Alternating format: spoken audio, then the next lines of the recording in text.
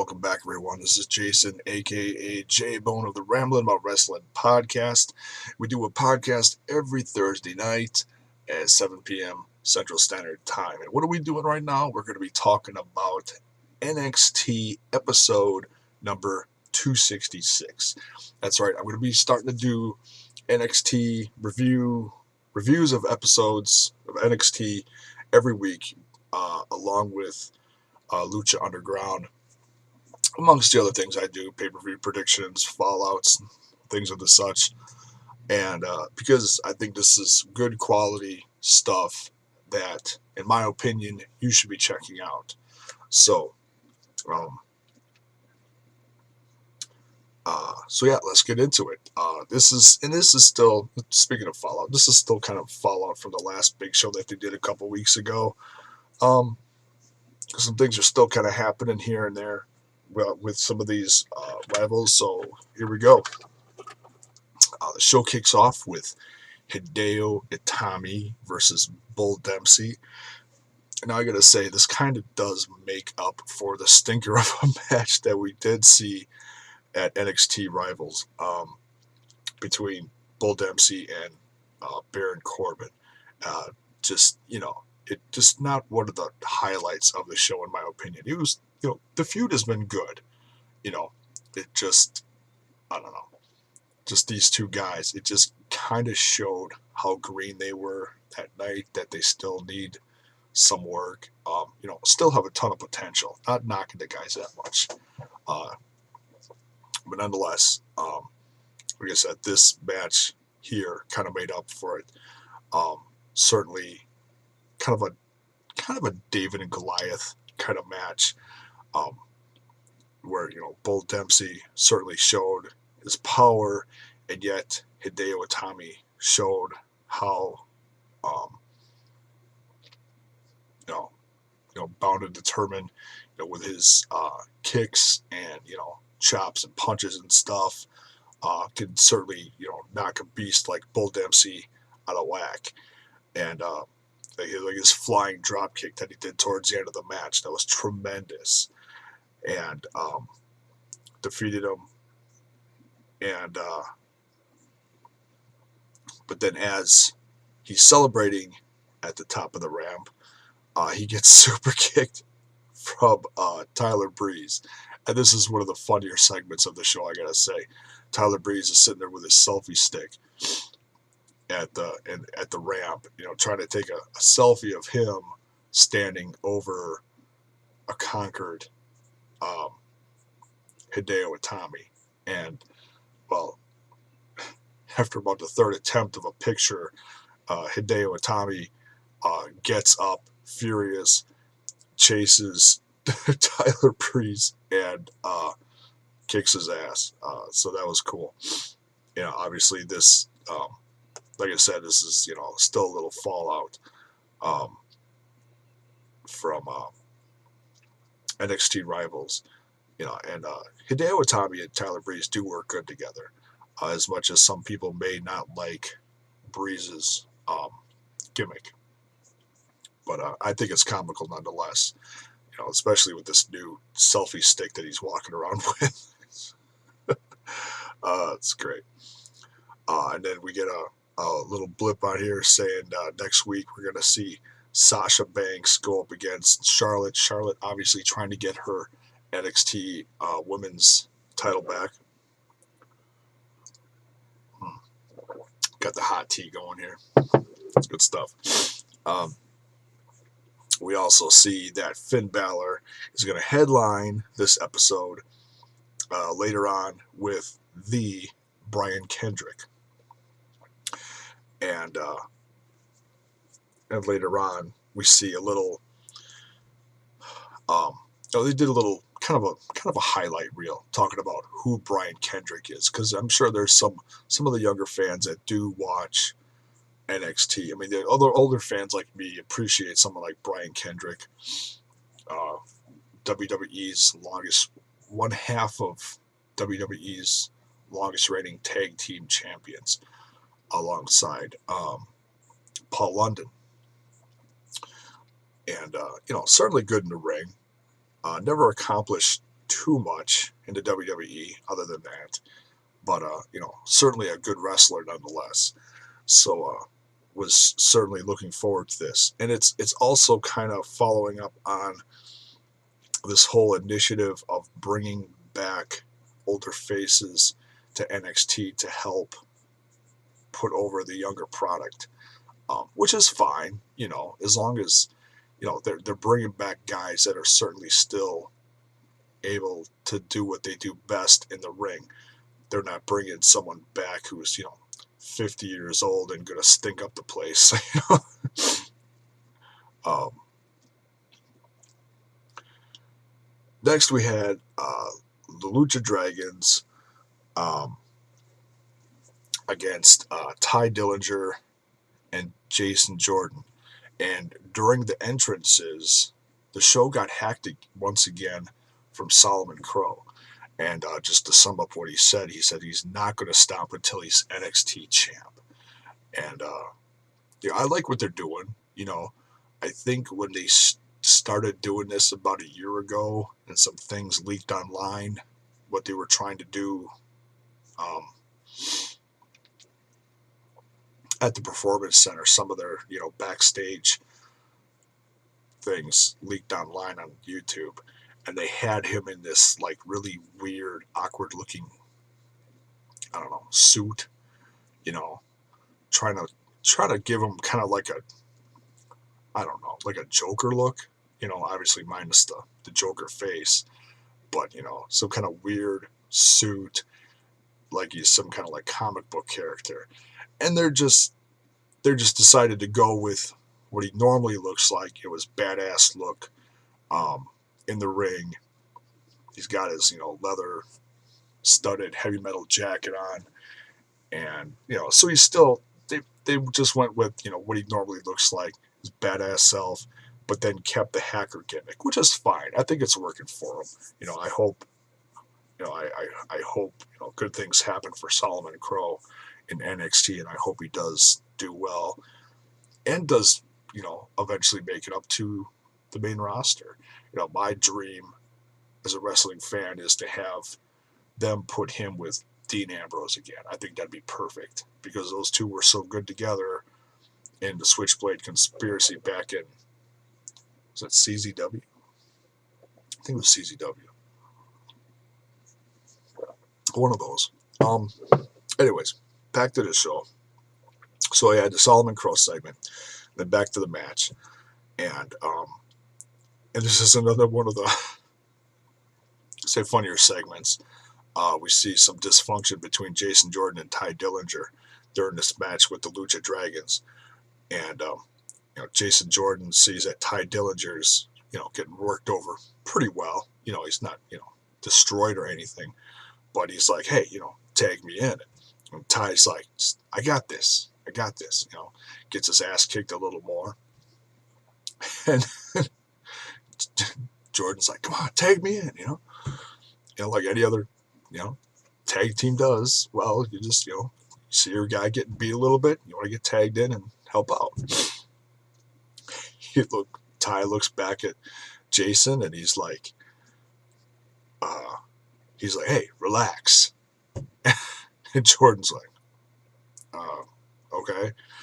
And so then finally Ty Dillinger gets over to him a couple minutes later after getting his ass kicked some more to tag him in. And Jason Jordan, it's like, nope, see ya. Jumps down from the mat, starts walking away. Ty's like, oh, come on.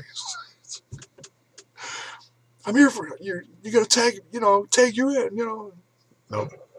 Jason Jordan's got nothing to do with it. Takes off, leaves them. Ty Dillinger ends up losing the match to the Lucha Dragons.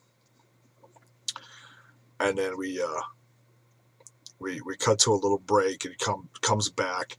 Ty's furious in the ring, demands Jason Jordan come back, and we don't get Jason Jordan coming back. We get the guy who's supposed to have a match next, and that's Baron Corbin. And Baron Corbin has about a 10-second match with him, destroys him, and that's it for Ty. Thanks for coming, Ty. And we see a segment a little later. They trying to interview um, Jason Jordan, like, why did you do this? And it's like, well, you'll find out soon enough, basically. He's not going to reveal anything right now. So I don't know if they're going to maybe make a new tag team or if this is going to be revealing something bigger than that. We'll have to see in the weeks ahead. See what's going on with Jason Jordan.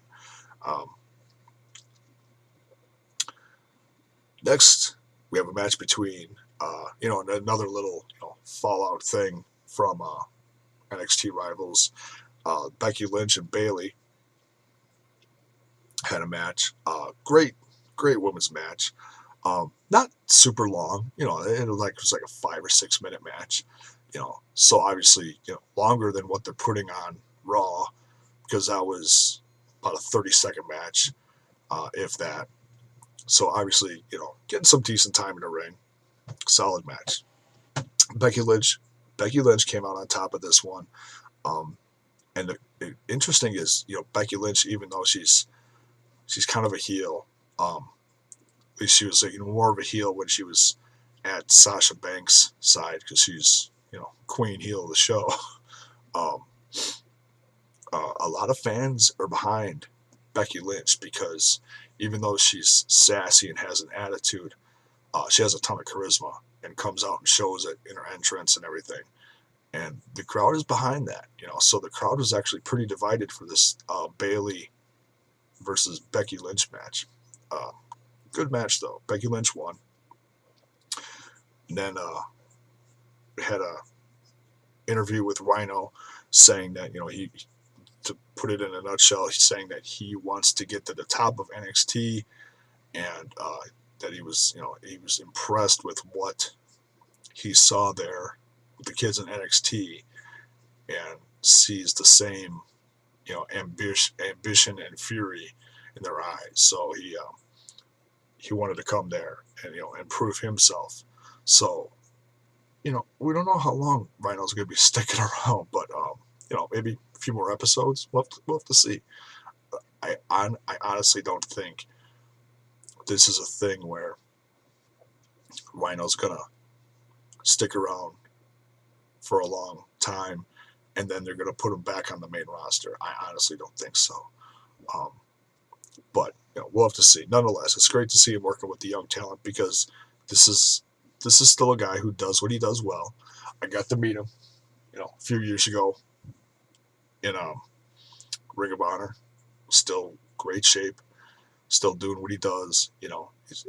Rhino's obviously not the best wrestler on the planet, but he's still in good shape, still a good powerhouse. So good to see. And next week, we're going to see Sami Zayn return, and we get to see, what his condition is after getting completely destroyed by Kevin Owens. And speaking of Kevin Owens, he comes out for commentary on the next and final match of this episode between the Brian Kendrick and Finn Balor. And Owens is sitting next to Riley, and over the course of this match, Riley pisses him off, and you can cut the tension with the knife, and it's like I said on the podcast that I did a few days ago with the rest of the guys.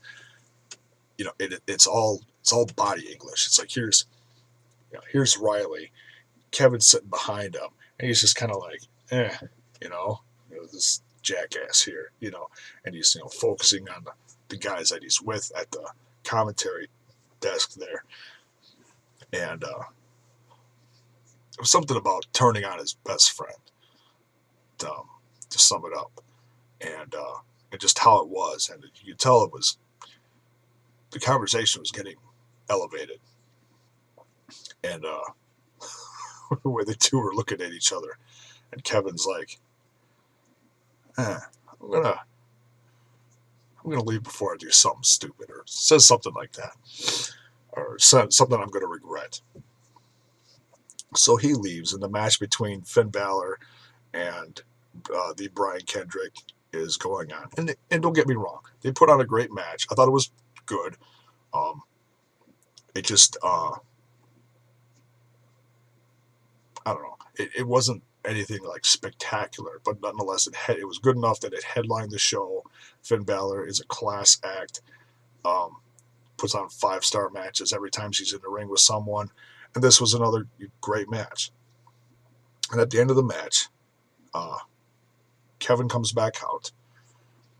And he's, staring at Finn. Finn's like, yeah, come on down to the ring, because, I'm number one contender. You're the champ, He wanted some kind of face-off, some kind of confrontation or whatever.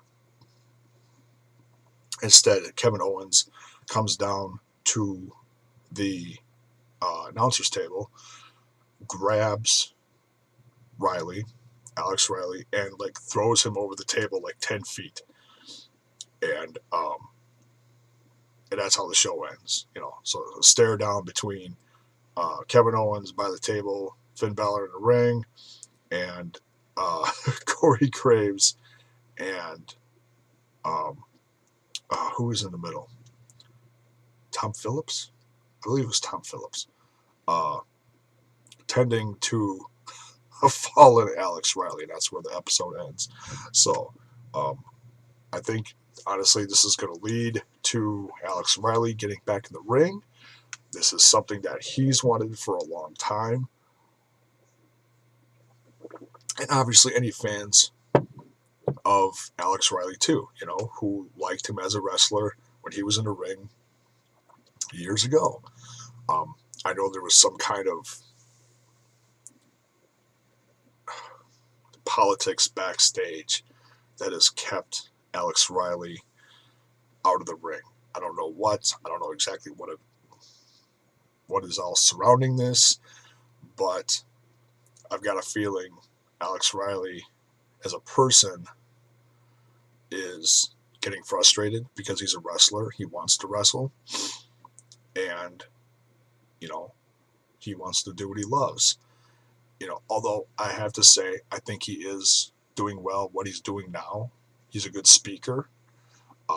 He's got a good look. He's a good looking guy, and they're going to put some bum behind a table, talking to you. They're going to put someone who has, a good look, obviously a more conservative look, but so yeah, I think this is going to lead to Kevin Owens versus Alex Riley. Obviously, I don't see that going very well in the future for Alex, but nonetheless, it'll be good to see him back in the ring. And we'll have to see where some of these other feuds go as well. Finn Balor, obviously kicking ass. He's the number one contender. And I can't wait to see him face off someday against Kevin Owens somewhere down the line soon.